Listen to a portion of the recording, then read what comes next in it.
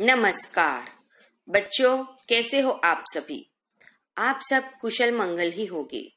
मैं पारनी Riya Sandhya L P Savani riverside English medium school Dabholi branch से हिंदी की शिक्षिका आप सबका फिर से एक बार स्वागत करती हूँ।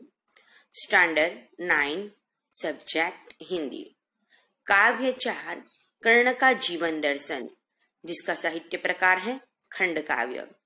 आगे हमने इस खंड काव्य का पहला भाग समझ लिया है। आज हम इस काव्य का दूसरा भाग समझेंगे। बच्चों, हमने यह काव्य का पहला भाग आगे देखा है। हमने यह काव्य में देखा है कि कर्ण कृष्ण को बात बताते हैं। यह सारी बात जो है काव्य में वह कृष्ण को बताते हैं। इस काव्य के कवि कौन है? रामधारी दिनकर। और इस काव्य में कर्ण अपने मन की व्यथा कहते हैं और शायद इसमें ऐसी ऐसी बातें हैं जो हमें भी स्पर्श करती ही है। हमने देखा कि कर्ण कृष्ण से क्या कहते हैं। हमने जितना भी देखा यहाँ तक का, उसमें कर्ण कहते हैं कि हे श्री कृष्ण, मुझे धन दौलत की कोई चाह नहीं। उसको नहीं चाहिए धन दौलत और उसे कोई परवाह ही नहीं। क्यों? क्योंकि कृष्ण आते हैं कर्ण को ले जाने के लिए कि इस युद्ध में तुम दुर्योधन के साथ नहीं लड़ो। तुम ज्येष्ठ कौन्तेय हो, तुम श्रेष्ठ कौन्तेय हो, यानी कि तुम कुंती के पुत्र हो और तुम पांडव पक्ष में आ जाओ तो अवश्य ही पांडवों की तो विजय ही होगी और तुमको सब वैभव विलास भी मिलेगा और तुम ही राजा बनोगे क्योंकि तुम बड़े हो। इस तरह श्री कृष्ण उसको वैभव का भी लालच देना चाहते हैं कि तुम आ जाओ पांडवों के पक्ष में। तब यह कर्ण जवाब देते हैं कि मुझे इसी वैभव विलास की कोई आश नहीं और मुझे अपनी कोई परवाह भी नहीं है। बस यही चाहता हूँ, केवल दान की देवी देव सरिता निर्मल करतल से झरती रहे सदा, निर्धन को भरती रहे सदा।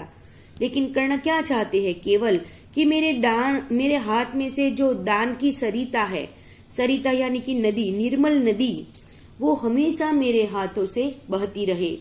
आपको मालूम है कि कर्ण को क्या कहा जाता है? दानेश्वरी कर्ण। उसके जैसा कोई दानवीर आज तक पैदा नहीं हुआ।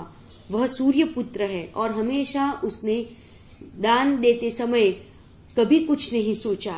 आखिर तक जब इंद्र उसके पास आते हैं कवच कुंडल का दान लेने के लिए, तब भी वो दे देते हैं। ऐसे है ना कर्ण। तो वह क्या मांगता है? वह वैभव विलास नहीं मांगता, लेकिन क्या मांगते हैं? क्या चाह रखते हैं कि मेरे हाथों से हमेशा दान की नदी झरती रहे और निर्धन के हाथों में धन भरती रहे। जिसके पास कुछ नहीं है उसको देती रहे। तुच्छ है राज्य क्या है केशव, पाता क्या नर प्राप्त विभव, चिंता प्रभुत अत्यल्प हास, कुछ चाकचिक्य कुछ क्षण विलास। क्या कहते हैं कर्ण?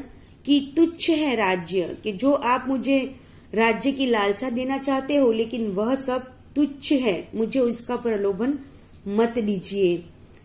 क्यों? क्योंकि वह तो सब कुछ कैसा है? तुच्छ है। यह सब वैभव विलास तुच्छ है। चिंता प्रभुत अत्यहास, अति अल्प यानी कि अत्यल्प हास, कुछ चाकचिक्य कुछ क्षण विलास, यानी कि क्या कहते हैं? इस वैभव को पाकर क्या मिलता है? चिंता ही तो मिलती है। जितनी ज्यादा दौलत उतनी ज्यादा चिंता। हमको कभी ऐसा लगता होगा कि जो धन दौलत वाले हैं, जिसके पास बहुत बड़ा बैंक बैलेंस है, अपना खुद का बंगला है, तो फिर उसको तो कोई प्रॉब्लम नहीं होगी। लेकिन ऐसा नहीं है, उसको हमसे ज्यादा चिंता होगी उसके पैसों की, उसके बंगले की। ठीक है, लेकिन इससे अच्छा तो कोई आम आदमी शांति से जी सकता है कि वह सब पाकर तो चिंता ही तो मिलती है और बहुत कम हंसी खुशी मिलती है, कुछ चाक चिक्के यानी कि कुछ चमक दमक होती है और कुछ क्षण का ही विलास होता है।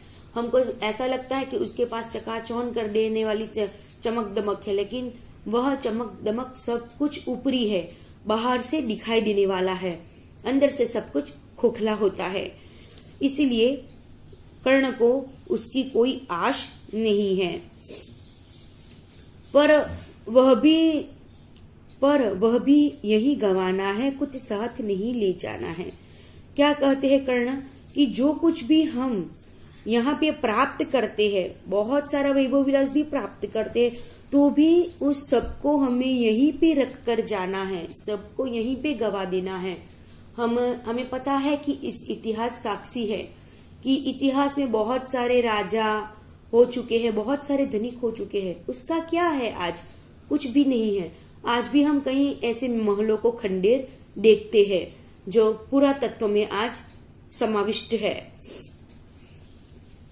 यानी कि सब कुछ यहीं पे गवा कर जाना है, कुछ साथ नहीं ले जाना है, कि हमें कुछ भी साथ लेकर जाना नहीं है। आगे बढ़ते हैं। मुझसे मनुष्य जो होते हैं, कंचन का भार न धोते हैं, पाते हैं धन बिखराने को, लाते हैं रतन लुटाने को। क्या कहते हैं कर्ण कि मुझसे मनुष्य जो होते हैं, कंचन का भार न ढोते हैं, कि बहुत इस दुनिया में सब जो मनुष्य होते हैं उसके जैसे भी, लेकिन सबको ऐसे कंचन का भार नहीं झेलना पड़ता। यानी कि जो कर्ण है, कर्ण तो दानी है, उसको तो दान देना पसंद है, उसको उसके पास संग्रह करके उसका वजन लेकर जीवन नहीं उसको व्यतीत करना।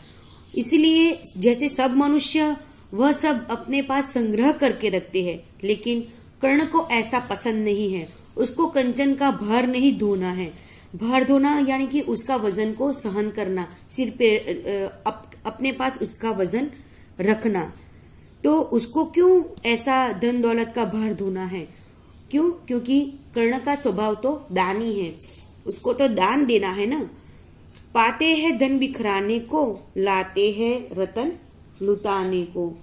कि क्या कहते हैं कर्ण कि कर्ण जो पाते हैं धन, वो किसके लिए पाते हैं? बिखराने को। वो तो दानी है, इसलिए सबको दे देते हैं। लाते हैं रतन लुटाने को, वो सब पर लुटाने के लिए रतन भी लाते हैं, अपने पास संग्रह करने के लिए नहीं। ऐसे है कर्ण, तो फिर वह क्या संग्रह करेंगे? जिसको वैभव विलास की आश ही नहीं है, अपने पास रखने की उसको कोई परवाह ही नहीं है, उसको तो सब कुछ अन्य को दे देना है। आगे देखते हैं। जग से न कभी कुछ लेते हैं, दान ही हृदय का देते हैं। कर्ण इस जग से कुछ भी नहीं लेते, वो किसी के पास नहीं लेता कुछ, लेकिन दान ही हृदय का देते हैं। लोगों जो दिन दुखियारे लोग हैं उसके प्रति हृदय में वह दया रखते हैं, यानी कि वह हृदय का दान देते हैं। ऐसे है कर्ण, कुछ लेते नहीं है। प्रसादों के कनकाभ शिखर, होते कबूतरों के ही घर, महलों में गरुड़ न होता है, कंचन पर कभी न सोता है। यह कितनी अच्छी बात कही है।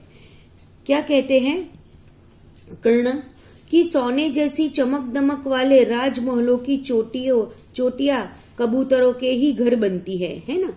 जो कनक यानी कि सोना, प्रसाद यानी कि महले, जो बड़े बड़े महलों के शिखर है उसकी टोच पे तो आप देखते हैं कि वहां कबूतर तो होते ही है, कबूतरों का घर होता है ना वह महलों में। आप देखते होंगे कि घरों के अंदर ज्यादातर कबूतर आकर अपना बसेरा करते हैं। महलों में गरुड़ न होता है, लेकिन गरुड़ कैसा पक्षी है? गरुड़ तो राज है ना, राजा है, तो वह कभी भी महलों में नहीं रहता और कभी कंचन पे यानी कि सोने पे, वैभव विलास की जिंदगी में नहीं रहता। जहाँ पे कोई नहीं होता वहां पे रहता है ना, वह निर्जन जंगल में रहता है। बसता वह कहीं पहाड़ों में, शैलों की फटी दरारों में। शैल यानी कि पर्वत, वो पर्वत की जो फटी हुई दरारें होती है वहीं पे रहता है और पर्वतों पे बसता है, उसको महलों की कोई जरूरत ही नहीं। शायद हमारा कर्ण भी ऐसा ही है। तो बच्चों, आज हम यहीं पे स्टॉप होते हैं। अगले सप्ताह हम फिर मिलेंगे। तब तक के लिए जय हिंद।